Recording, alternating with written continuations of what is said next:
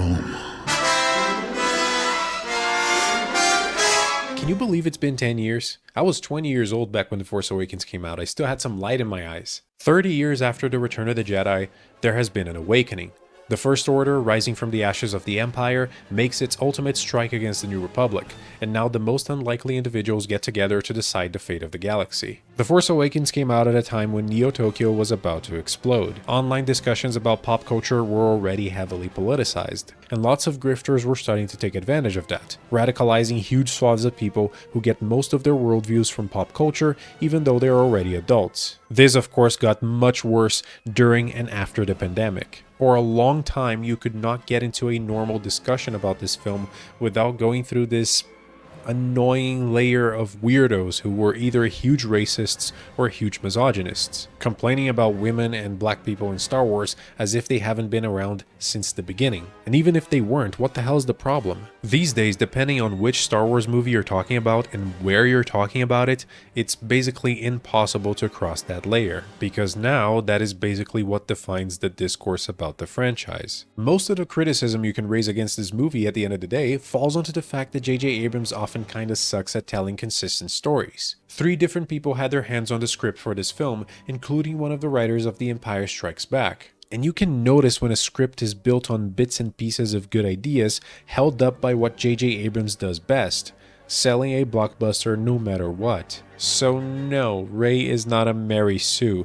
J.J. Abrams just sucks, and we'll talk about that soon, stick around. I feel like one of the biggest problems in this film is how much of the writing is creating contrivances to put you back in a familiar place, trying to get you comfortable with Star Wars again when, to me, that's completely unnecessary. The goddamn thing has been around for ages, and it's always been everywhere. And the characters in the story pay the price for this. The lackluster world building is drowning everything around it. A small issue that the original Star Wars has, which was mostly caused by the prequels, is the idea that an entire galaxy with particularly effective means of communication can just be barred and excluded from certain facts. The Galactic Empire lasted for about 24 years, and by the time of the original film, it's been around for what, 19, 20 years? Yet we have people who are convinced that the Force doesn't exist, like Han Solo, or the idea that the Old Republic is ancient history when it's actually barely a generation away. Luke Skywalker, of course, is the best example of that. He does not know what the Force is. He knows about the Clone Wars,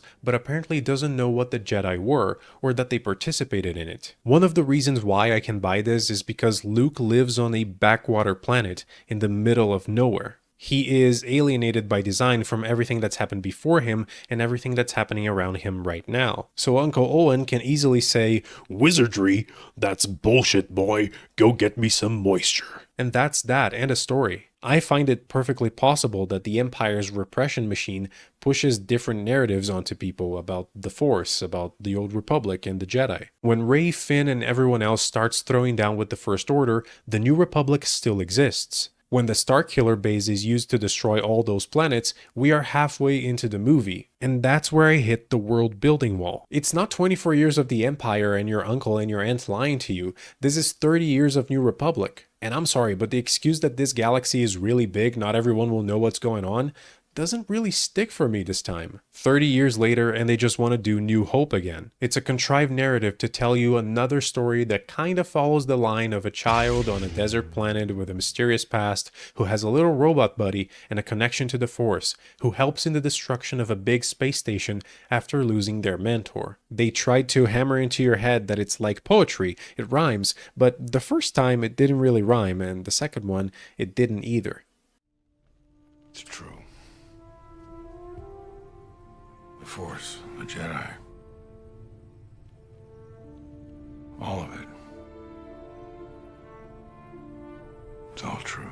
Just listen to how self-aggrandizing this dialogue feels. It's grating to hear dialogue like this. It's evidently something that is just there for the trailer. It's for you, buddy. Yes, you, who was there in 1983, maybe 1980, maybe even 1977. It's all true, buddy. Hell yeah, it's all true, buddy. It's back. I remember saying that to my best friend as we were leaving the theater. It's back, man. Star Wars is back. How was I so fucking naive. I'm 30 years old now, and only a 20-year-old would have been that excited and that hyped for that film. And that's part of the genius marketing campaign that Disney basically had handed to them. It was easy to hype everyone for Star Wars coming back to the movies, even with the most ridiculous stuff. Oh, but Kevin Smith visited the sets and he walked into the Millennium Falcon and he saw all the practical effects and he cried. What the fuck ever, man? When doesn't Kevin Smith cry, and since when is that a seal of approval or quality? It's kind of funny to think about the original teaser for this film, because the graveyard of a great battle against the Empire and these Imperial remnants and what seemed to be a new Sith gave me a completely different vibe at first. All these post-Empire aesthetics hinted at a story that was going to use the past as a foundation for the future, but instead what we got was another rehash. I returned to The Force Awakens and realized that it barely left a positive mark, other than being the big break for some really talented actors. I could watch the original Star Wars right now and I know that I would have a blast because, you know, it would be a perfect mix of nostalgia and some really good filmmaking that stands the test of time. This year I went to the movies to watch Revenge of the Sith, you know, the 20th anniversary celebration. It was awesome. It wasn't perfect, that's for sure, but I could still appreciate it for the creative mess that it was and all the stuff that it tried to do. It is widely known that the original Star Wars trilogy was primarily about the Vietnam War, while the prequel trilogy was about Afghanistan, Iraq, and post 9/11 American politics and foreign policy. Right now, I need to ask you a very important question. What the fuck is The Force Awakens about? There is an interesting idea in The Force Awakens about the lenience of liberal politics making it easy for fascism to rise again. The First Order comes on the heels of a new republic that became far too complacent with Imperial sympathizers who were allowed to organize and concentrate military power with such ease that they could simply make a decisive strike that cemented them as the new galactic order. In a vacuum, this is an interesting idea, and I'm not saying that The Force Awakens doesn't have a political facet. What I am saying is that Episode 7's political undertones are weak, basically incidental. It does not go beyond surface level, and it has some of the weakest politics in any Star Wars film. Less than the original trilogy and far less than the prequel trilogy. And everything I just said about the lenience of the New Republic allowing the return of the Empire, that is our interpretation, mine and yours. So, briefly, for a moment, let's collectively kill ourselves and bring J.J. Abrams back to life in this discussion about the death of the author. Do you see any underlying messages here? Something driving this new trilogy, this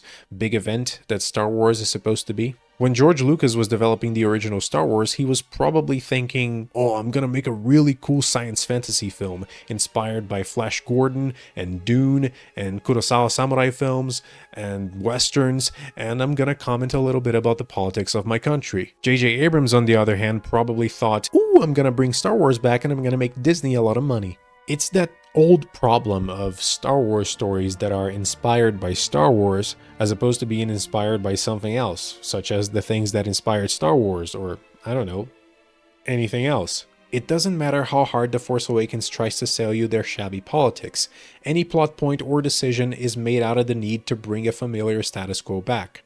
We have another Empire, another Death Star, another Darth Vader, and 3 main space adventurers flying around the galaxy fighting evil. Criticize the prequels as much as you want. I know I do, but those movies cannot exist without their politics. The original Star Wars was about a young farm boy becoming a freedom fighter, while The Force Awakens is about 3 people becoming Star Wars protagonists. When you focus on that and you notice how much time The Force Awakens wastes trying to be something you've already seen, it's so easy to forget all the Rey is overtly capable of doing everything, when that's not really a problem, nor is it true. Well, she's a great pilot right off the bat. I mean, so was Luke, and that was just as established here as it was in the original film. I understand you've become quite a good pilot yourself.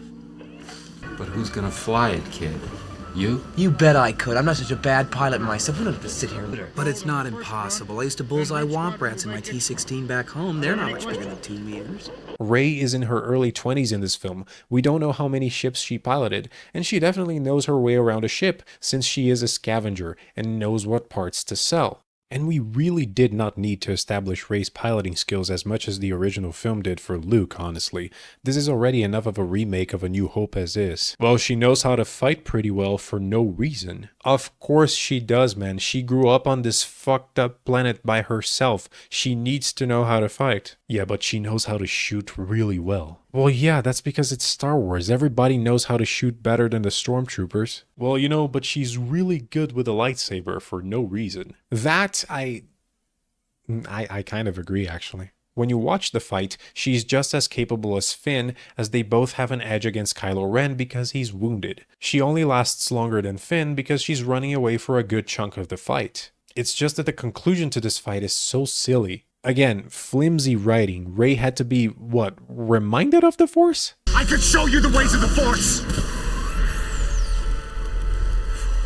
Yeah, girl, the Force. We just talked about this. And then she becomes a really good swordswoman and obliterates Kylo Ren. Kind of anticlimactic, honestly. It would have been really cool if they had leaned into the idea that Rey has a powerful connection with the Force, but doesn't know how to use it without losing control. So when she tries to use it, everything comes out exaggerated, you know? Like Tetsuo, but in Star Wars. That could also give her an extra motivation to train and control her powers better. That would instantly add another layer to her character. What I really love about the duel in The Empire Strikes Back is how focused Luke is, in contrast to Darth Vader, who is actually completely chill. He's measuring Luke's skills, he's testing him out, seeing how far along he's come. He's not trying that much, so much so that he plays around with throwing stuff at Luke, and when he actually starts taking the fight seriously, he cuts the man's hand off.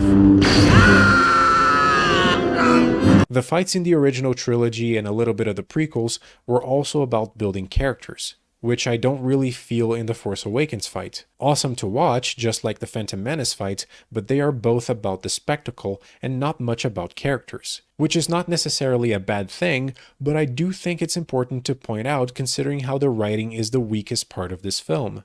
Leia? Why are you not hugging Chewie?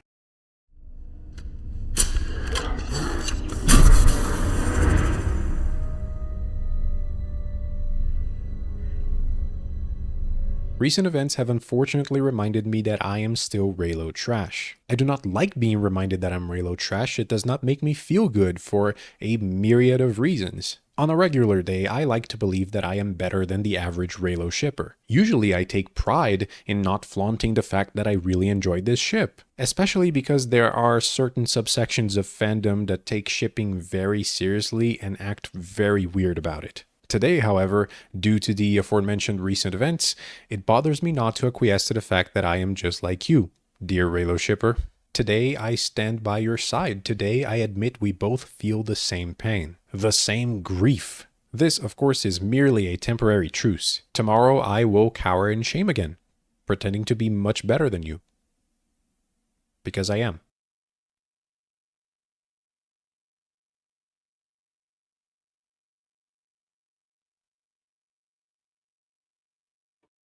That is, at least until we get the next piece of news, or until the next time I make a sequel trilogy video.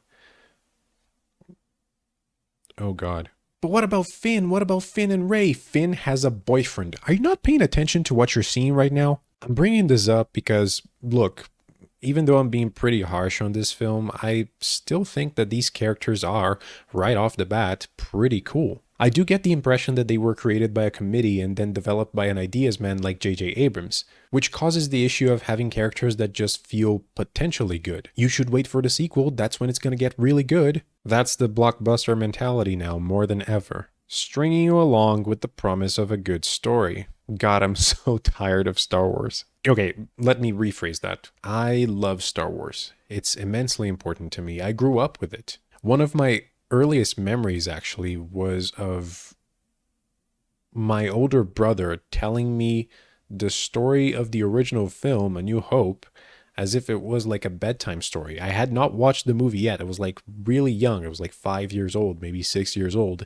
And before I went to sleep, my brother told me the story of the original film, you know, as if it was like a bedtime story, like a fairy tale. I remember playing the New Hope Master System game and the Empire Strikes Back NES game to death. I loved those. Do not get me started on the Super Star Wars games for the SNES. Those were awesome. I'm still hoping to find a decently priced box of Star Wars Rebellion. I would love to own that and play it. I heard Battle of Hoth is really good, but apparently Memoir 44 is better bang for your buck. The final boss of Jedi Academy is ridiculous. I hate it to this very day. It's so stupid. One of the coolest experiences I had as a teenager was actually reading the Tales of the Jedi comics that came out back in the 90s, published by Dark Horse.